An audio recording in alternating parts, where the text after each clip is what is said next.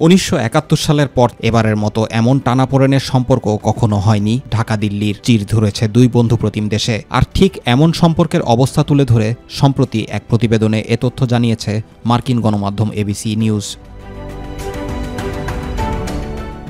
প্রতিবেদনে বলা হয়েছে, চলতি বছরের জুলাইয়ে বাংলাদেশ সরকারি চাকরিতে কোটার বিরুদ্ধে শান্তিপূর্ণ ছাত্র বিক্ষোভ শুরু হয়। এ বিক্ষোভে আওয়ামী লীগ সরকারের কঠোর দমন নীতি ও শক্তি প্রয়োগের ফলে কোটা আন্দোলন শেষ পর্যন্ত দেশটির সাবেক প্রধানমন্ত্রী শেখ হাসিনাকে ক্ষমতাচ্যুত করার দেশব্যাপী আন্দোলনে পরিণত হয়। এ আন্দোলন বিশ্বের প্রথম জেনজি বিপ্লব হিসেবে পরিচিত লাভ করেছে। বিশ্বকে চমকে দেওয়া এই আন্দোলনে শেষ পর্যন্ত দেশটির প্রধানমন্ত্রী শেখ হাসিনা পদত্যাগ করে হেলিকপ্টারে দেশ ছাড়তে বাধ্য হন। এরপর থেকেই দিল্লিতে নির্বাসিত আছেন তিনি। এরপরের মাসগুলোতে বাংলাদেশে চিন্ময় গ্রেপ্তার ইস্যু ও ভারতে বাংলাদেশের একটি কনসুলেটে উগ্র হিন্দুদের হামলার পর দুদেশের সম্পর্কে ব্যাপক টানাপোড়েনের জন্ম দিয়েছে। এর ফলে দক্ষিণ এশিয়ার এই দুই প্রতিবেশী দেশের মধ্যে সম্পর্ক তলানিতে নেমেছে। একই সঙ্গে সম্পর্কের মধ্যে ধর্মীয় উত্তেজনাও বিদ্যমান।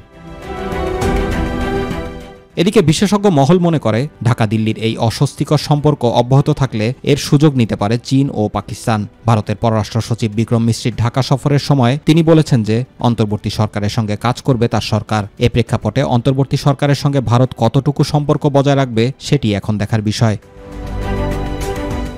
অপরদিকে বাংলাদেশ ও ভারতের মধ্যে উষ্ণ বা অস্বস্তিকর সম্পর্কের ভূ রাজনৈতিক প্রভাব রয়েছে। অন্যান্য বিষয়ের মতো কূটনীতিতেও শূন্যতা থাকে না। বাংলাদেশ ও ভারতের মধ্যে আস্থার ঘাটতি থাকলে সেটির সুযোগ নেবে চীন ও পাকিস্তান। এটিকেই বাস্তবতা বলে মনে করেন বিশেষজ্ঞরা। সাবেক কূটনীতিকদের মতে, দুই দেশের মধ্যে অস্বস্তিকর সম্পর্ক চলমান থাকলেও ভারতের জন্য ক্ষতিকর হয় এমন কোনো বিষয়ে বাংলাদেশ নিজেকে জড়াতে চাইবে না। তবে ভারতের জন্য লাভজনক তেমন বিষয়ে হয়তো উৎসাহ কম থাকবে ঢাকার।